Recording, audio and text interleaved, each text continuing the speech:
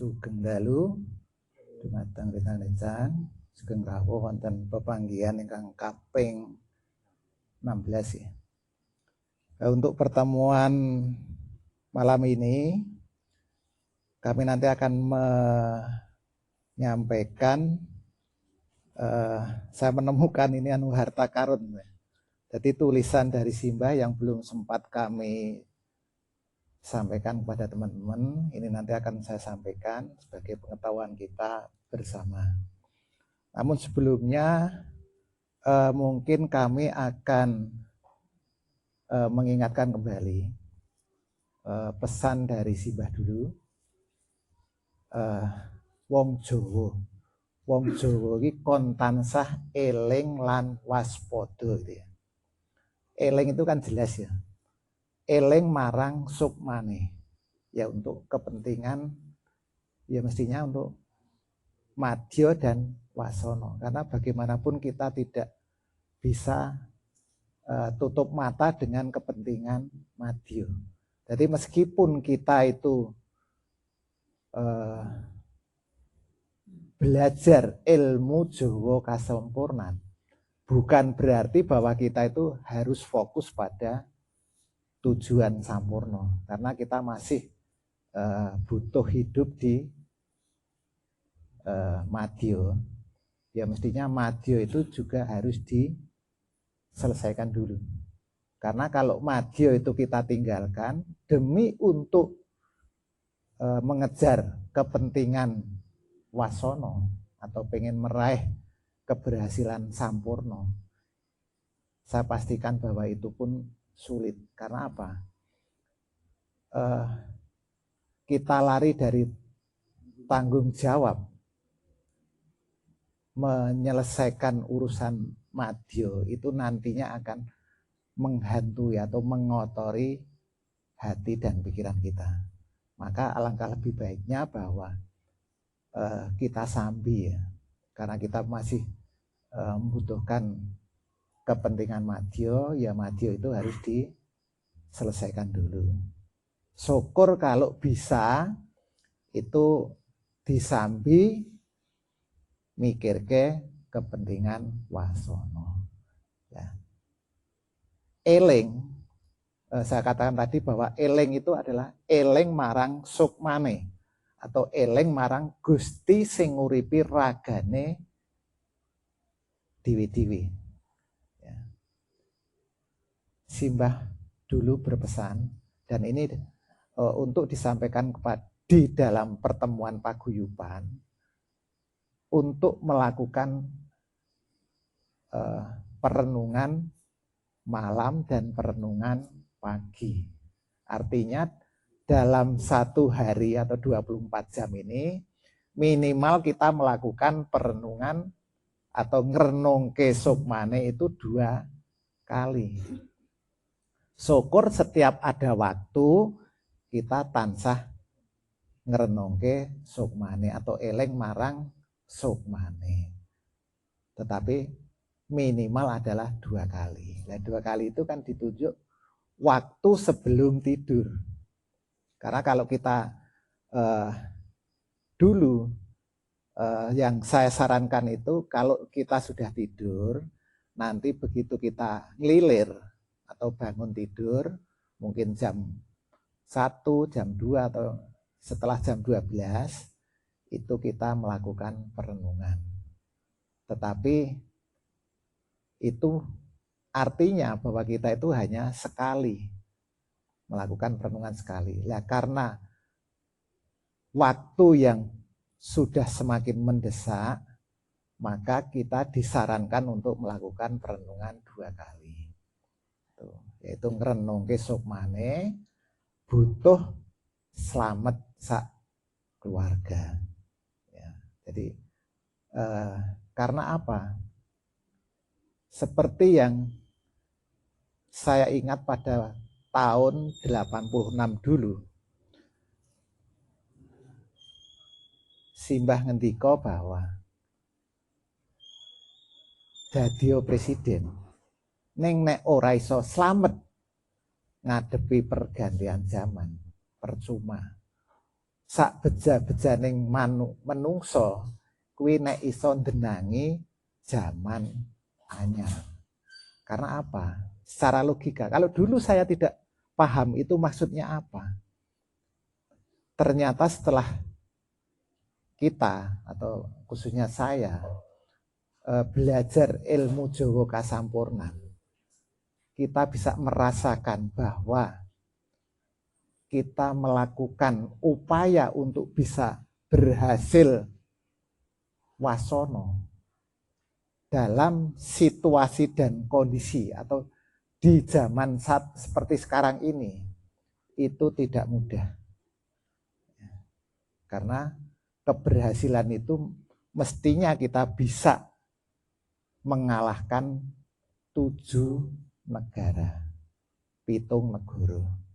Yang paling berat itu justru malah negarane dewi. Kita mengalahkan raga kita sendiri. Itu yang paling berat. Tapi kalau kita bisa mengalahkan raga kita sendiri, yaitu sebagai sanguning rogo, yaitu hati dan pikiran bersih. Kemudian yang kedua adalah gede periye, karena gede periye itu nanti akan memicu munculnya tangising hati. Nah, kembali ke yang tadi, eling lan waspada. Eling marang sukmane atau eling marang gustine nyuwun slamet sak brayat. Nah, kemudian waspada. Ya. Sekarang kita setiap hari disuguhi dengan peristiwa yang terjadi di muka bumi, yaitu ada perang antara Israel dan Iran. Kita nggak usah berpikir kita mau berpihak kemana, itu nggak ada urgensinya bagi kita. Tetapi perang antara dua negara itu ada korelasinya terhadap diri kita, ada hubungannya, ada keterkaitan, ya. Di mana bahwa perang itu nantinya bisa memicu perang dunia ketiga. Tetapi saya belum yakin bahwa itu nanti akan sampai ke sana. Tetapi ada kemungkinan meskipun bukan tahun-tahun ini, tapi tahun-tahun berikutnya nanti akan itu menjadi jalanan. Karena apa? Dahulu gede itu akan diawali dengan asu kerah. Nah, ini kan sebuah bentuk asu kerah. Ya entah itu rebutan kekuasaan atau rebutan apa, tetapi itu kan bentuk asu kerah ya. Meskipun itu belum tahun ini, tetapi itu mestinya menjadi pengingat bagi kita semua untuk waspada. Ya. Karena apa? Ya. Saya jadi ingat pada saat akan pilpres yang terakhir ini. Itu pilpres kan tanggal 14 Februari tahun 2024 itu ya. Ya. Simbah ingin menjadikan Pak Prabowo sebagai presiden. Karena sudah 2 kali maju presiden, 3 kali dengan dulu mengikuti kontestasi sebagai wakil presiden, dulu berpasangan dengan Megawati.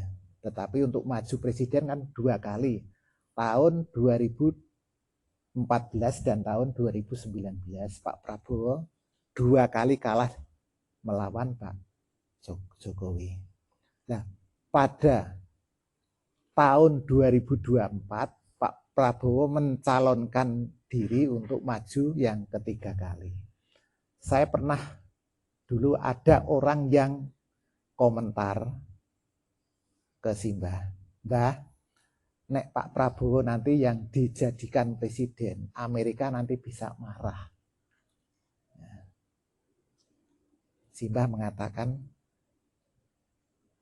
ora popo. Senjata nuklir yang ada di Amerika, seberapapun jumlahnya, krocok neng Indonesia. Ora bakalan ono siji wae sing iso jatuh di Indonesia. Apalagi meledak. Karena kalau nuklir itu sampai meledak, jelas itu radiasinya sulit untuk kita bisa bertahan hidup. Jangankan hanya manusia, bahkan baja pun bisa leleh. Nah, demikian juga perang yang terjadi saat ini yang sudah berjalan sekian hari, mungkin seminggu lebih ini ya. Kalau sampai terjadi penggunaan senjata nuklir, itu resikonya tidak kecil. Karena bisa membinasakan manusia. Kalau dulu kita masih bisa berharap kita ngeyup. Karena ngeyup payungnya Simbah. Tapi sekarang Simbah sudah nggak ada. Gimana kita? Sudah siapkah kita untuk mayungi diri kita sendiri atau mayungi keluarga kita sendiri? Nah inilah saya ngeleke jenengan sedoyo. Karena itu pasti nantinya akan terjadi. Entah bentuk seperti apa, tetapi jelas kita membutuhkan payung untuk mayungi keluarga kita. Nah, Simbah dulu juga mengatakan bahwa kalau sudah berbuah, pohon ara itu berbuah, itu pasti selamat. Tetapi standar pohon ara berbuah itu, kalau kita sudah mampu itu mengolah KR kita yang masih KR0 itu menjadi KR6. Mungkinkah di situasi yang seperti ini kita mampu untuk mengolah KR kita menjadi KR6? Saya pikir ini mustahil. Orang mungkin ada yang merasa dirinya sudah sampai ke situ. Saya pastikan itu adalah halu. Ya, atau ngimpi itu aja. Ya. Nah, kemudian standar itu diturunkan. Yo, sopo sing wis urip buntute tak jaluke karo Hakim Agung Slamet Sakbrayat. Nah, urip buntute itu seperti apa? Nah, itu kan tolok ukurnya adalah KR ya. Urip atau aktif. Jadi KR itu aktif. Artinya KR itu sudah terisi energi. Padahal kita sudah sadar ya, secara sadar betapa sulitnya kita menambang energi agar masuk ke tabung bawah. Itu aja tidak atau sangat sulit. Bagaimana mungkin bahwa KR kita itu sudah bisa terisi energi kalau tabung bawah saja masih kosong energi. Makanya saya juga protes. Siapa yang bisa selamat kalau syaratnya itu urip buntute? Ya, maka diturunkan lagi levelnya. Ya wis. Sopo sing berusaha nyirami biji ara, nah, selamatlah. Nah, nyirami biji ara di sini artinya bahwa biji ara itu belum tumbuh tunasnya. Nah, kan nyirami itu kan belum tentu tunas. Nyirami itu dengan tujuan agar biji itu bertunas sehingga menjadi pohon. Syukur menjadi pohon yang besar dan berbuah. Nah, di sini adalah pohon itu adalah KR. Jadi KR-nya belum tikil, tetapi kalau bijinya sudah disirami, nah, sudah ada upaya untuk nyirami biji ara, itu dimintakan keselamatan. Nah, bentuk usaha nyirami biji ara itu adalah menambang energi. Meskipun kita baru berusaha, karena syaratnya itu siapapun yang berusaha. Jadi berusaha itu selamat. Nah, kita menambang energi itu adalah upaya untuk nyirami biji ara atau mengaktifkan pesawat KR yang ada di tulang ekor. Nah, sekarang pertanyaannya, sudahkah panjenengan itu melakukan upaya untuk nyirami biji ara? Karena ini sepele ya, tetapi manfaatnya besar sekali. Karena sekarang ini kita jangan terlalu berharap bahwa KR yang ada di tulang ekor ini itu segera bisa merambat neng sirah atau merangkak naik. Jadi KR0, KR1, 2, 3, dan seterusnya. Kita berharap nyirami biji ara itu aja sudah lumayan. Karena kalau kita nanti bisa berhasil selamat ngadepi pergantian zaman, di zaman yang baru nanti, peradaban baru nanti, kesempatan untuk ngunggah KKR itu sangat terbuka. Bahkan untuk bisa manunggaling kawula lan Gusti, bahkan untuk bisa nggayuh sampurna dengan produksi urup lan cahya pamungkas, saya pastikan sangat memungkinkan. Tapi kalau saat ini mungkin sangat sulit, sangat-sangat sulit.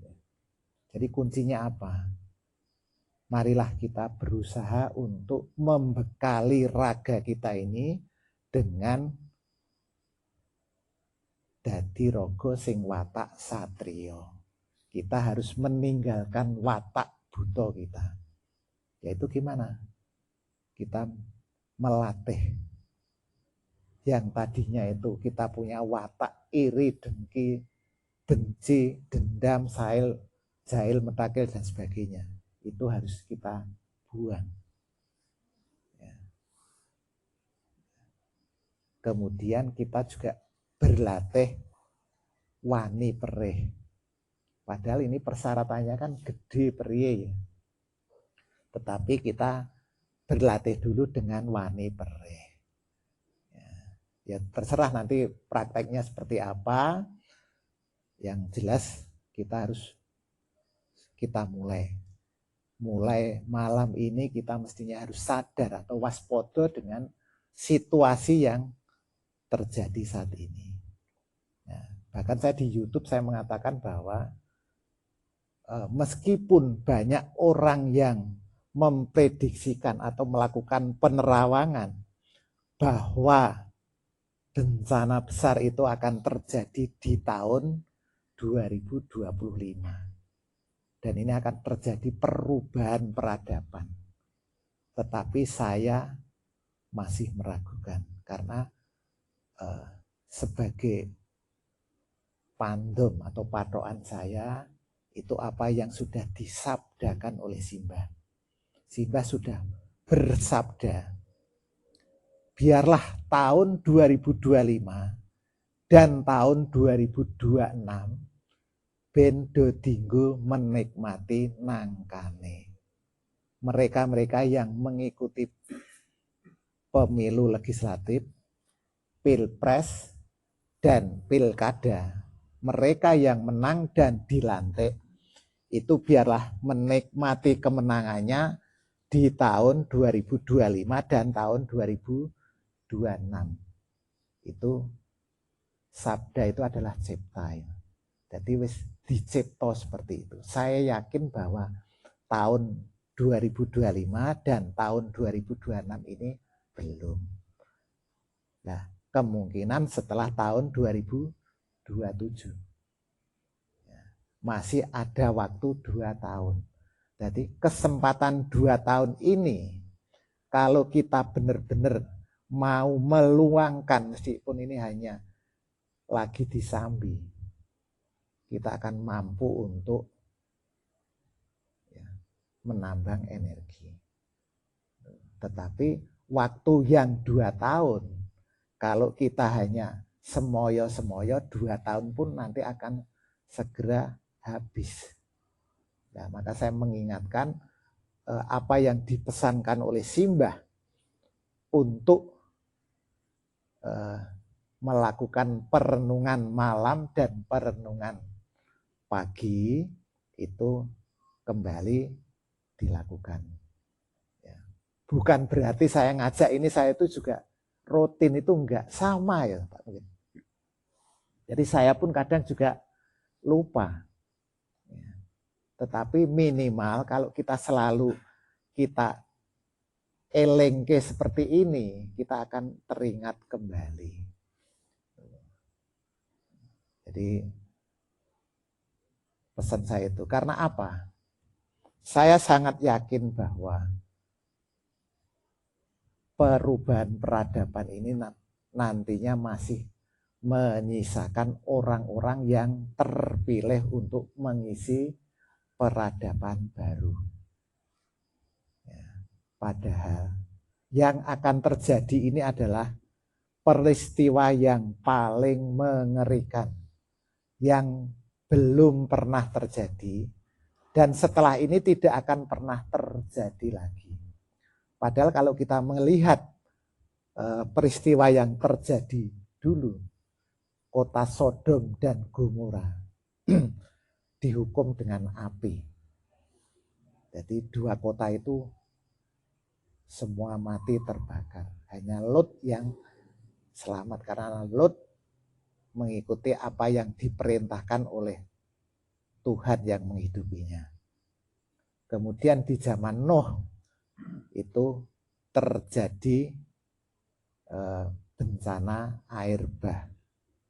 Karena Nuh juga dia taat dengan membuat perahu, tapi sebetulnya itu adalah KR6. Jadi Nuh mampu bikin KR6 sehingga Nuh dan keluarganya bisa selamat menghadapi bencana air bah. Jadi banyak peristiwa yang terjadi, tetapi yang akan terjadi ini adalah peristiwa yang paling mengerikan. Mengapa paling mengerikan? Karena yang akan terjadi itu adalah 2 bencana besar. Dahono murup, nguber-uber jalmo. Jadi bencana api, yaitu diakibatkan oleh meledosnya lempeng Sunda. Dan itu juga sering diingatkan oleh Ketua BMKG, Ibu Dwi Korita itu ya, Profesor Dr. Dwi Korita itu bahwa megatrust itu tinggal menghitung hari. Artinya bisa terjadi kapanpun, bisa malam ini, bisa besok pagi atau kapan saja. Karena tidak bisa diprediksi. Nah, meledosnya lempeng Sunda itu akan memicu magma yang ada di perut bumi. Sehingga gunung-gunung berapi yang ada di permukaan bumi itu akan meletus dan mengeluarkan material vulkanik yang panasnya melebihi api. Karena mungkin bisa di atas 500 derajat. Dan gas beracun. Siapa yang mampu bertahan dalam kondisi seperti itu, padahal waktunya tidak sebentar. Karena di dalam Jongko Joyoboyo disebutkan Bregowong pitung dino pitung bengi. Dalam waktu 7 hari 7 malam, permukaan bumi itu diselimuti oleh material panas dari gunung berapi. Sehingga matahari itu sinarnya tidak bisa menembus sampai permukaan bumi. Maka terjadi gelap selama 7 hari 7 malam. Nah, itu satu bencana. Kemudian disusul dengan tsunami atau dahono murup nguber-uber jalmo, banyu segoro ngelepi daratan. Kalau sekarang istilahnya tsunami. Maka digambarkan bocah bajang tangan kiri membawa bathok bolu, cematon gitu ya. Tempurung yang dibolong-bolong biasanya untuk menanak nasi itu ya. Kemudian tangan kanan itu membawa sodo lanang. Arane pengen nyapu jagat karo nawu segoro. Nah ini nyapu jagat ini dengan gunung-gunung berapi. Kemudian nawu segoro yaitu yang kita katakan tadi tsunami.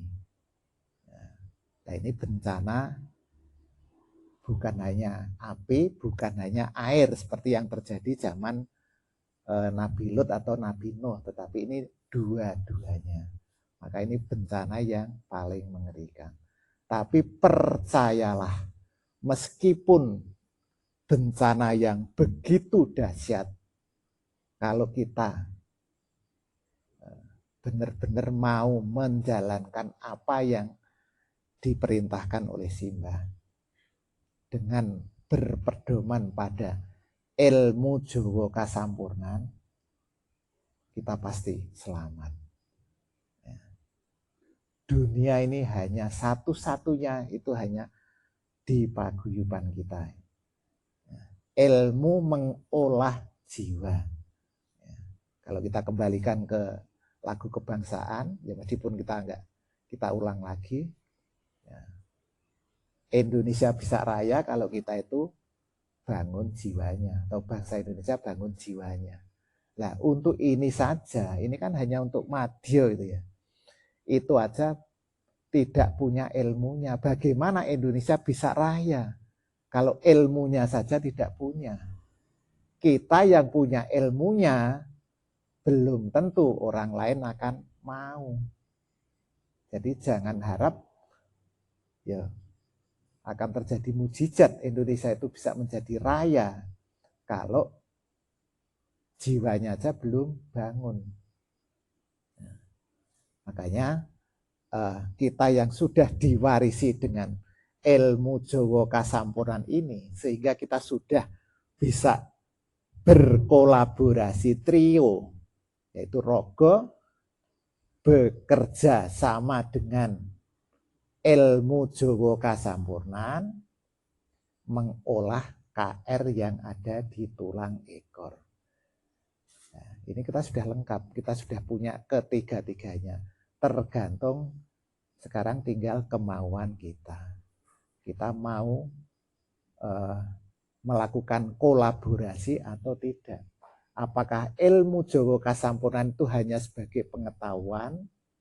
Apakah ini akan menjadi kiblat hidup kita? Karena hidup ini bukan seperti kebanyakan orang, anggapannya itu hanya sekedar mampir ngombe.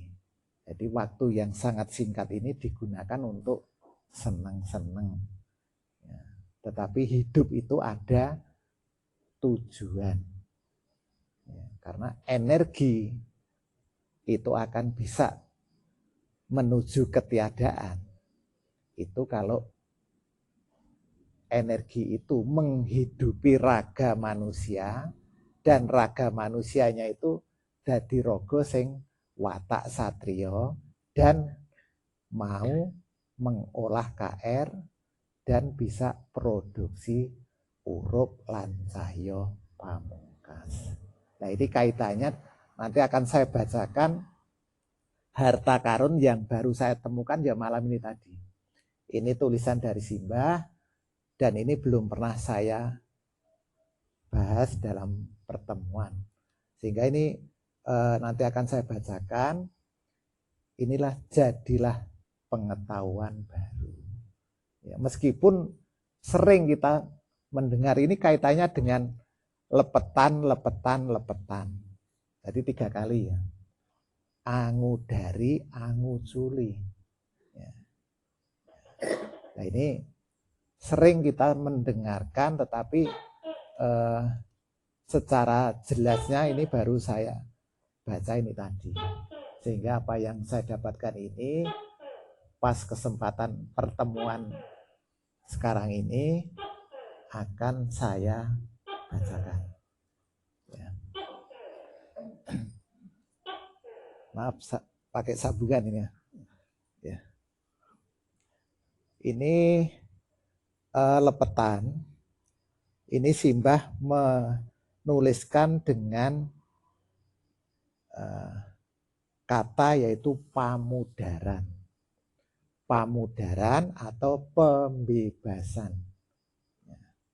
Atau yang sering kita dengar dari Simbah yaitu menyebutkan lepetan.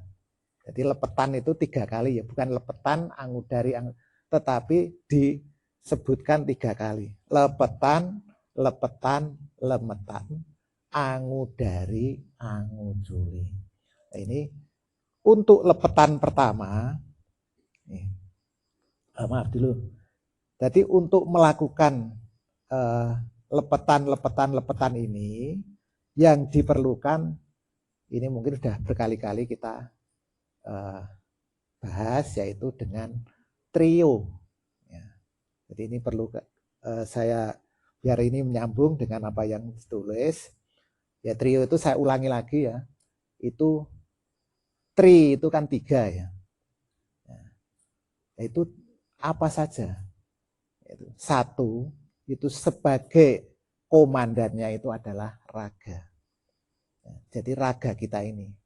Ya mestinya raga sing duweni watak satrio. Ya. Sangune hati dan pikiran bersih, gede priye, syukur tuwuh tangising ati.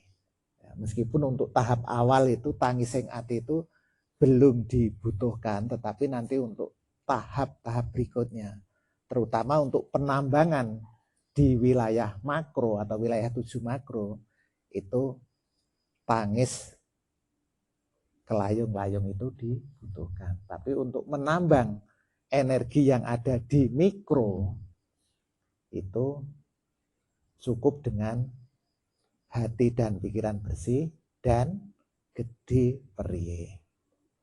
Nah, untuk yang diperlukan yaitu yang pertama yaitu ragane di masa hidup.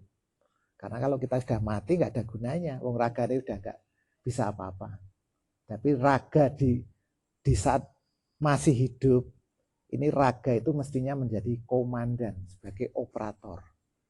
Karena harus mengkolaborasikan trio atau 3 tadi. Kemudian yang kedua adalah ilmu kasampurnan atau ilmu Jawa kasampurnan. Karena ini ilmu tinggalane leluhur wong Jawa. Maka untuk lengkapnya adalah ilmu Jawa kasampurnan. Kemudian yang ketiga yaitu KR yang ada di tulang ekor atau kendaraan dan reaktor jiwa atau kendaraan dan reaktor sukma yang ada di tulang ekor. Nah, kemudian untuk pamudaran pertama atau pembebasan pertama atau lepetan pertama itu alat produksinya adalah KR 6,0 sampai KR 6,9. Kemudian objeknya adalah partikel 6 atau sukma. Ya, karena apa? Mestinya kita mengingat kembali pembahasan kita tentang ilmu Jawa sejati, yaitu ilmu yang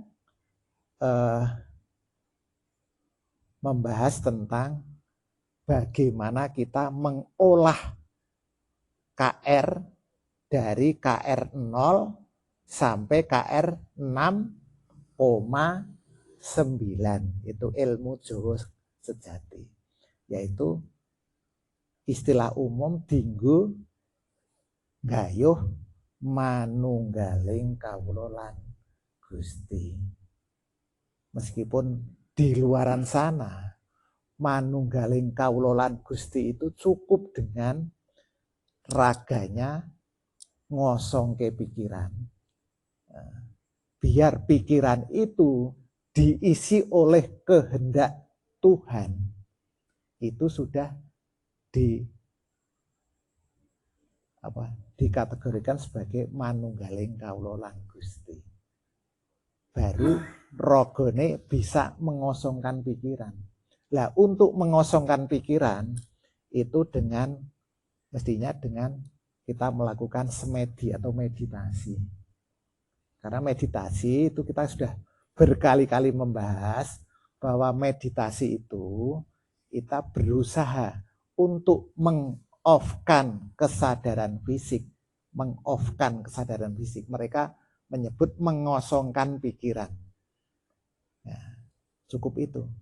Padahal kita meditasi itu hanya sebagai sarana untuk mencapai tujuan atau mencapai objek. Meng-off-kan kesadaran fisik, kemudian meng-on-kan kesadaran batin.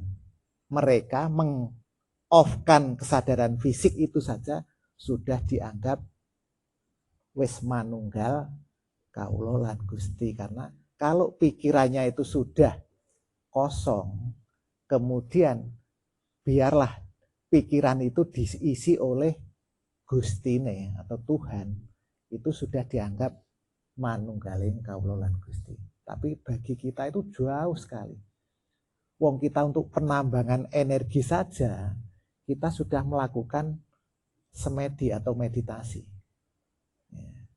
Karena pernapasan pingala itu adalah salah satu dari ketiga cara kita menambang energi yang berada di wilayah batin agar masuk ke tabung bawah.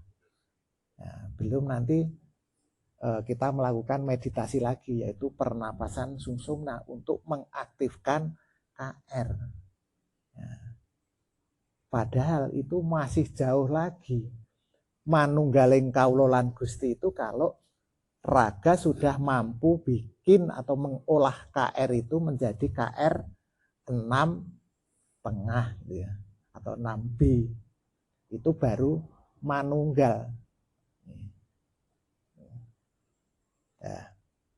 Jadi pamudaran 1 itu alat produksinya adalah KR 6,0 sampai KR 6,9. Karena kalau KR itu sudah mencapai KR 0 sampai KR 6,9, itu reaktor fisinya sudah berfungsi.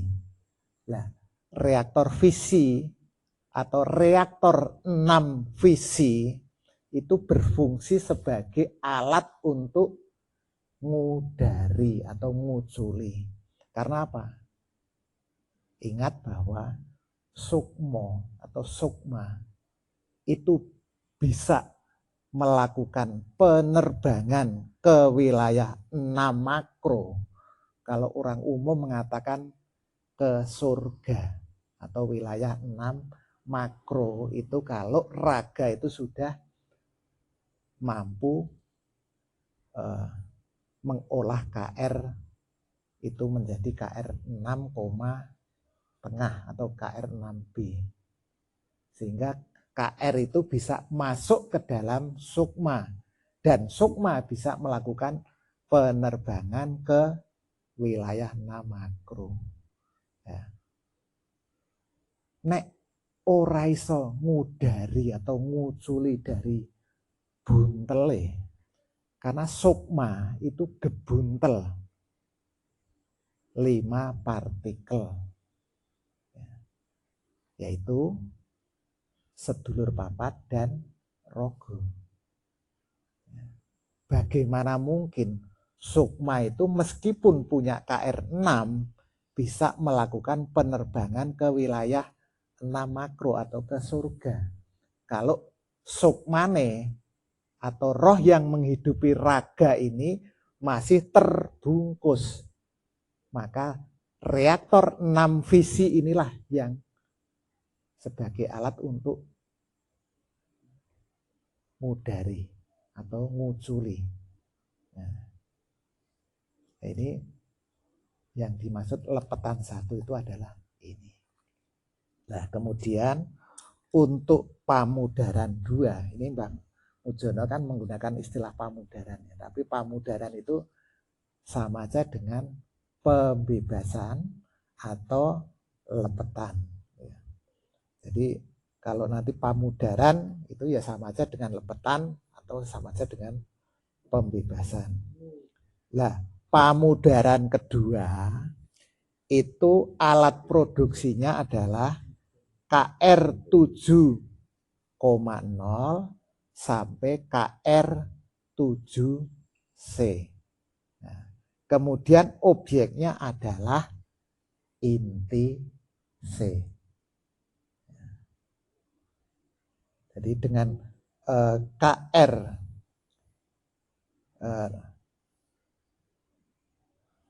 7C ini mestinya ini kan nanti dibutuhkan reaktor 7 visi. Dan nanti juga ada reaktor 7 fusi. Demikian juga kalau raga sudah mampu bikin KR 7C, kemudian inti C itu melakukan penerbangan ke wilayah 7, ya, itu mestinya kan harus ucul dari sukma, karena inti berada di dalam sukma. Nah, ini yang pamudaran 2 ini alat produksinya yaitu KR 7,0 sampai KR 7,C. Ya. Dan objeknya adalah inti. Kemudian untuk pamudaran yang ketiga, jadi pemudaran itu hanya 3 ya. Tidak ada pamudaran keempat karena lepetan, jadi hanya 3 kali.